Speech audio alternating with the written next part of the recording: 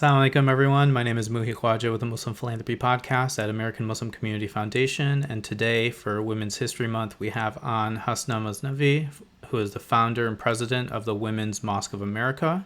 Welcome to the show. Thank you. Of Assalamualaikum, everyone. Walaikum salam. Of course, it's a real pleasure to be chatting with you. And to start out, we both have our cats roaming around. Yes, Tina. I have Nina and Tina. Their real names are Nina bint Khadija and Tina bint Nina, but they're not related. I love that. And, you know, tell everybody about yourself, a little bit more about kind of like where you grew up, what you were into school, anything else you'd like to share professionally as well, just to give everyone a better sense of who you are. Sure. So this is my least favorite part talking about myself, but I know it's part of the job. We'll get into that later. But my name is Hasna Maznavi. I am the founder and president of the Women's Mosque of America. I actually did not set out to start a nonprofit. I grew up in a very artistic family. My parents are from Sri Lanka, and I always tell people, usually when people immigrate to the US, it's to escape war and poverty. When my parents immigrated to the US, it was for Elvis. Just to give you an idea. Um, so, um, I grew up, in a Muslim household. I had Quran tutors who would come to the house, and I learned how to pronounce the Arabic perfectly and have perfect Quranic, recite in perfect tajweed. But it was only when I started to read the Quran in English for the first time as a teenager that I really fell in love with Islam and I became very passionate about it. Um, and I was a little baby intern at CARE. And so this was right after 9/11. It happened when I was in 11th grade. And I saw how these images of Muslims and Islam in the media were directly translating into violent attacks, just like we're seeing right now, that's happening with the Asian American community. And so I went to UC Berkeley for my undergrad, and I studied mass communications and art. And my goal was to study stereotypes and study how to break them down. And then after that, I went straight to USC Film School, and that's where I started to put everything that I had learned into practice. And so I, you know, when I first applied to USC, I thought, oh yeah, I'm gonna go to film school. I'm gonna make all of these like serious films about like war and Palestine and all of this. And then I went to film school and I found that the only thing I could write was comedy. And so I was like, okay, let me redirect here. I started getting into performing stand up, and then soon enough, I started working as an independent comedy screenwriter. Um, and I actually really embraced this, and I thought, this is actually a really great way to present Islam and Muslims in a holistic, authentic light, because nobody likes to be preached at or talked down to or said, like, told, this is Islam and you should listen to us. So I actually found that it was the perfect medium for me to, again, represent Islam authentically. Or not just Islam, but Muslims as well. And so a few years into that, I am this person who, wherever I go, I do have this pattern of creating safe spaces. So I run a halakha. I started like a Muslim women's fitness club. And so I have all of these sort of things going on. And so I thought like, okay, I'm gonna start this women's mosque. And I didn't think it was gonna be a big deal at the time, because as you know, women's mosques exist all over the world. But really this turned into a really historic event that I didn't foresee, because it happened to be the first one in the US.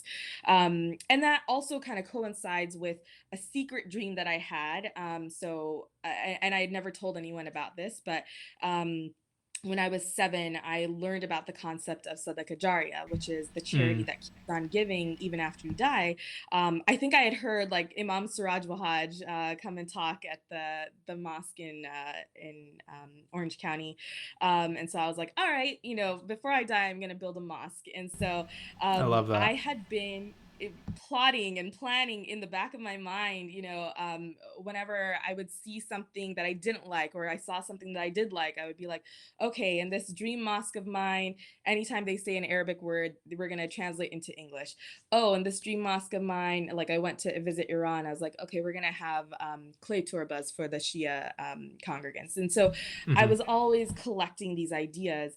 Um, and it was only in the last few years, right before I launched the mosque, that the women's element was kind of the cherry on top. And so the way that I like to characterize this mosque is uh, a, a dream mosque from the perspective of a woman.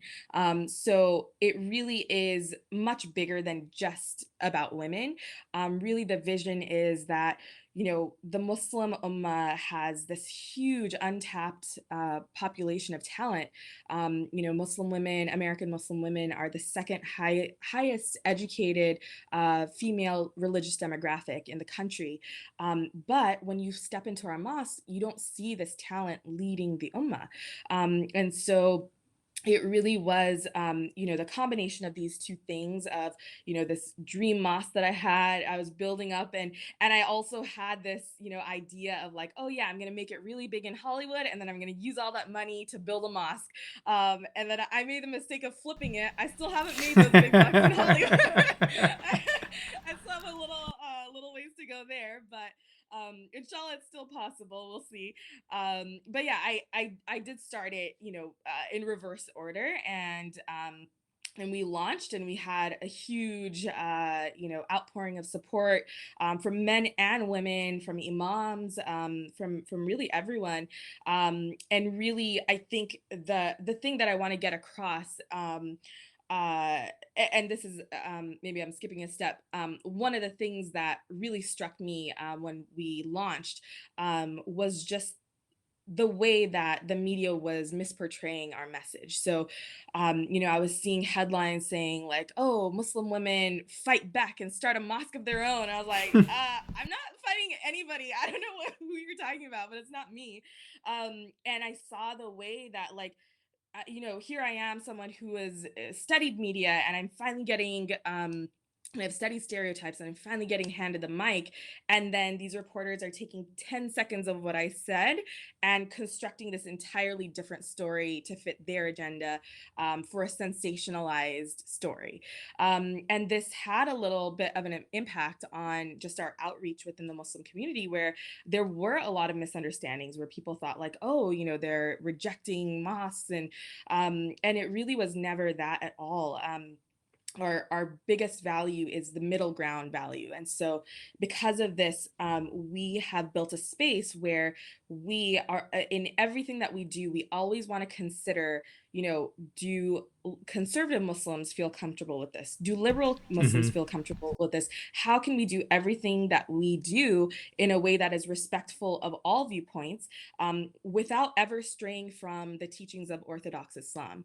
And so everything that we do, even the fact that we are a women's only mosque, that is to be inclusive of conservative Muslims who might not be comfortable, with co-ed jummas led by women, but women-led jummas just for women and children are, deemed permissible within conservative circles. So that's the message that I've been trying to get across. And we did have a bit of uh some PR damage in the beginning, but I really want to thank you for giving me this opportunity to really share what we are about, from my own words. So thank you again for inviting me here. Yeah, of course. We want to be able to have nonprofits tell their own stories, and those leaders who are part of them be able to share the ins and outs of what it was like to start those organizations, and really help the community learn from the best practices, from the mistakes, from the journey, all of it. So, why don't we chat a little bit about some of the programs and services. You alluded to there being Friday prayers, and that you personally were leading some halakas and other things like that. But what are some of those mainstay programs? And also, if you can share what year the mosque was formed as well. Yeah, so we launched our very first Jummah in January of 2015, and we just had our 6 year anniversary. And right now, because of the pandemic, we're doing online Jummah services once a month. And the reason for this is, in the same way that a women's college is not competing with other colleges, we see ourselves as a way to enhance the ummah and to uplift the entire ummah by empowering Muslim women. So they come to our services once a month, and then they go back to their more traditional spaces, co-ed spaces, more empowered. And it's also everyone's first time giving a khutbah, delivering the adhan. So there is a lot of training that goes into that program. We also usually pre-pandemic we would always have a co-ed Ramadan iftar.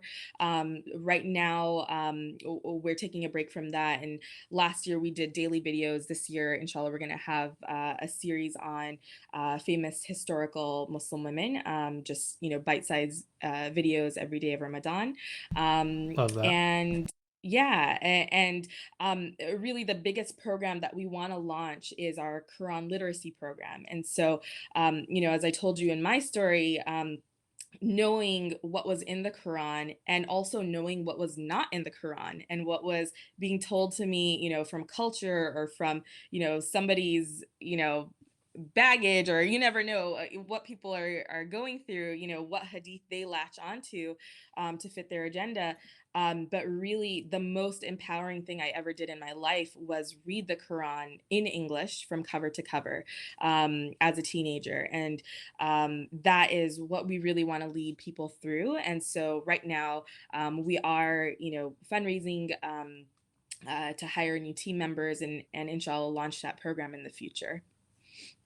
That's really exciting. And, I've been able to chat with some other female leaders from institutions like Rabata and other Mm, places that are doing education and outreach specific mhm. to women. And I think it's such a vital program that all of the organizations are offering. I, of course, am one for like collaboration always. So, whether it's like Muslim Women in Tech or Rabatha or Women's Mosque of America, I think that there's so much opportunity to collaborate and cross promote services in those circles. So it'd be really great to, as each of those are organizations that are part of AMCF's network, we always want to promote cross collaboration in those spaces as well. Yeah, that would be great, inshallah. Cool. So you mentioned, you're looking to hire some staff, fundraise, all of those things. These are common challenges that nonprofits face. So, kind of in your 6 year journey so far, what are some of those things that have been challenging for you and how your team has worked around it? Because obviously, as one person you can only do so much, but I'm sure you have a board, you have volunteers, you have staff. So what are the ways in which the organization has kind of coalesced and kind of come together to provide all of these services? Yeah, I had a huge learning curve in starting this organization, and I really think everybody at one point in their life should start a business or a nonprofit because you will learn so much about yourself. For me, I really feel like or what I finally have come to the conclusion of is that when you start an organization, not only are you instituting your dream and your strengths and your vision, but you're also instituting your flaws. And Mm, you will have to face your flaws on a huge level. And I had to learn a lot. And so, for example, one of the flaws that I had before, and before starting the women's mosque, I do remember making a dua, please God, fix me in all the ways ways I need to be fixed. I should Yes. have said gently. I should have said gently because I got fixed, but it was definitely a process. And so, for example, I used to have typical starving artist beliefs about money. I thought, I don't want money. Money is evil. I only want as much money as I just need. I don't spend anything. I only spend on charity and like medical supplies, and that's it.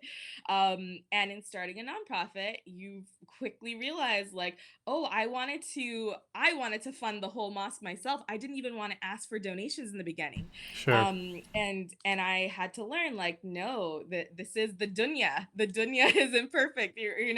We're not living amongst angels and in heaven. Like, there are realities, and money is not evil. Money is just another resource, just like the sun and water. There's nothing inherently evil about it. And so, that I think was probably the biggest learning curve for me.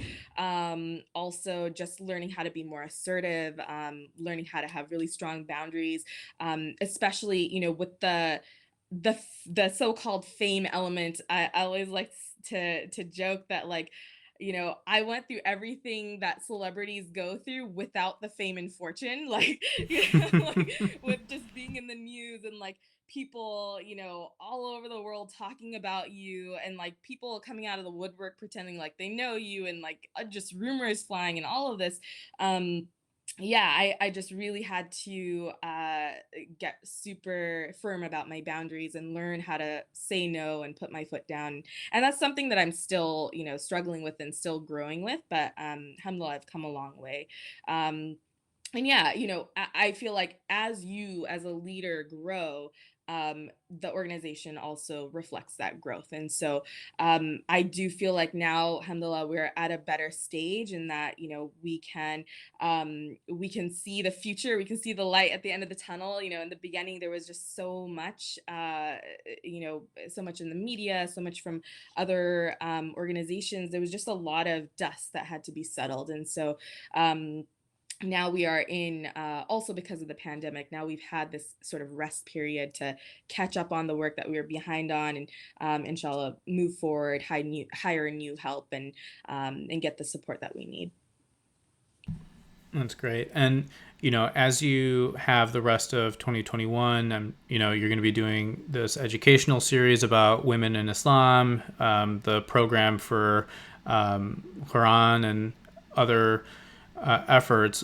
What is it about that, and kind of like, we can mix in Women's History Month and kind of like what it means to you, but like providing these services, why is it so critical? Yeah, I for me it's more about like, we as Muslims have been given this beautiful, incredible gem of Islam. And it's, to me, it's just such a loss that so many people in our community are disconnected from the words of God. They've never read the Quran. They've just memorized sounds. They've memorized songs. And they're not on a daily basis infusing themselves with the motivation, the inspiration. I really think that it's impossible to read the Quran and not be changed.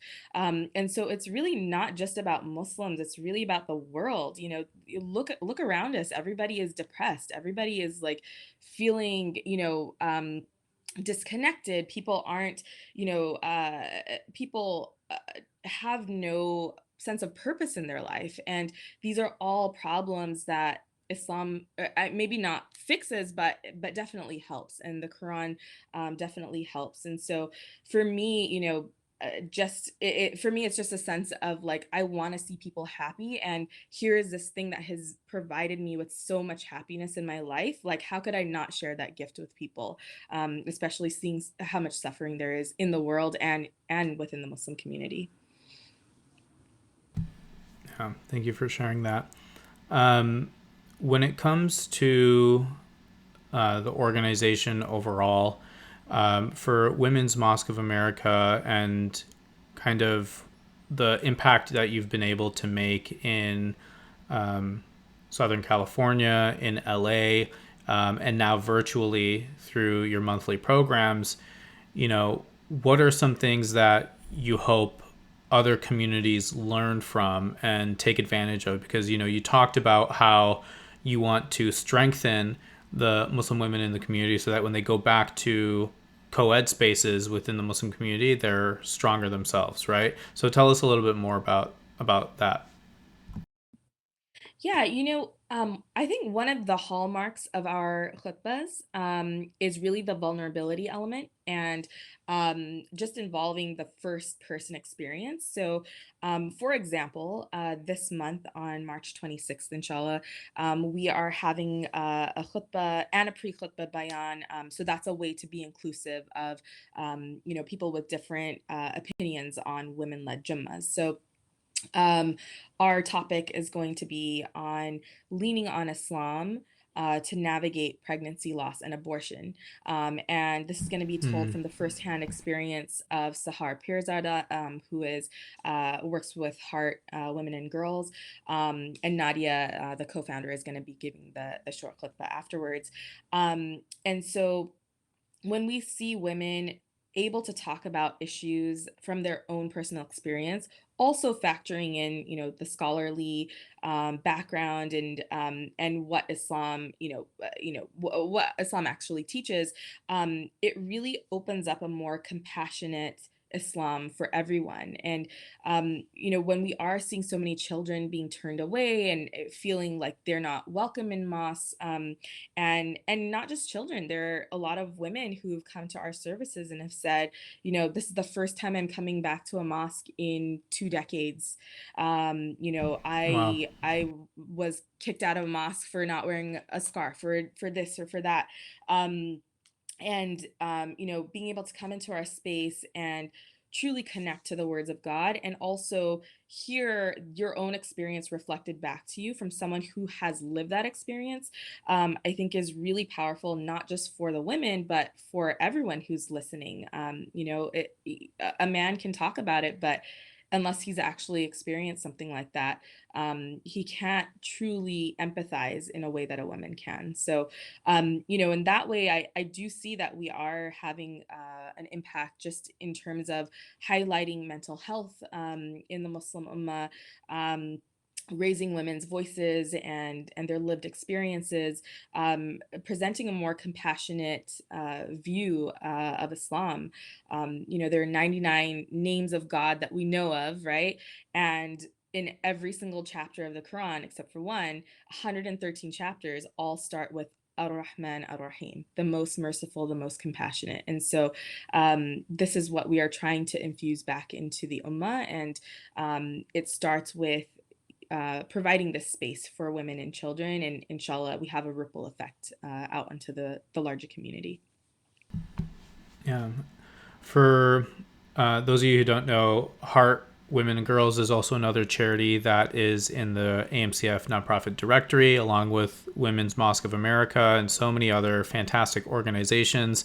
They're also charities that AMCF is highlighting for Women's History Month. So we're so fortunate to have Hasna chatting with us about Women's Mosque of America during this month, and we're highlighting about 19 different charities throughout the entire month of March.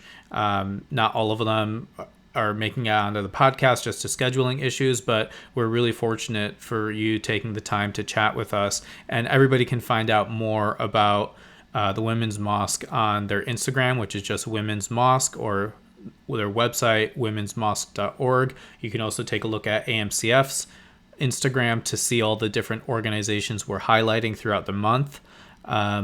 Hasna, for organizations or people interested in kind of learning more about you and your favorite charities that you like to support, we always like asking the guests to share their 3 favorite charities that they give their zakat or sadaqah to. Sure. So I'm kind of old school. I'm still stuck in the 90s, so I still really love CARE. I love Islamic Relief. And actually, a newer one is Penny Appeal. Is that what it's called? Yeah, Penny Appeal. Yeah, And I'm gonna cheat and give 4 Kinder USA as well. awesome. And all those orgs, again, you can see that more information on our nonprofit directory. If you want a nonprofit to be listed in our directory, they just need to fill out an eligibility form. We do this podcast and have the directory to boost voices of other nonprofit organizations. So again, helping the donor ecosystem and the nonprofit ecosystem overall.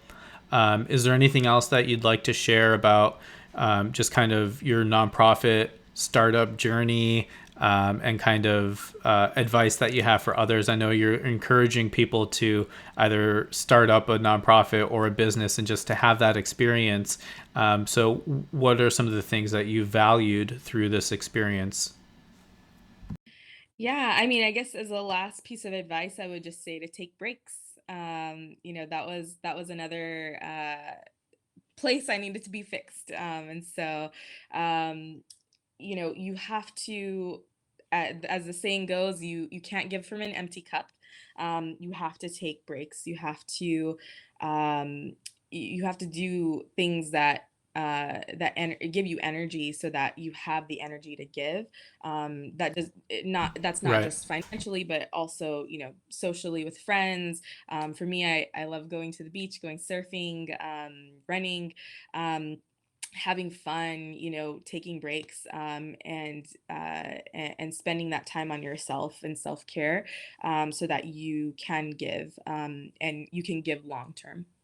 For sure, that emotional recharge is always so important. So, whether it's going on a hike or a bike ride or whatever you do to be with yourself, and that way you can, like you said, give back to others. Hasna, this has been a really enjoying conversation for me to learn more about you personally and just the journey of the Women's Mosque in America. So thank you so much for telling the story, and best of luck to make it big in Hollywood so that you can self fund the rest of your dreams. And we'll be rooting you on. Thank you, and thank you so much for this opportunity. Of course, happy to help. Walaikum salam.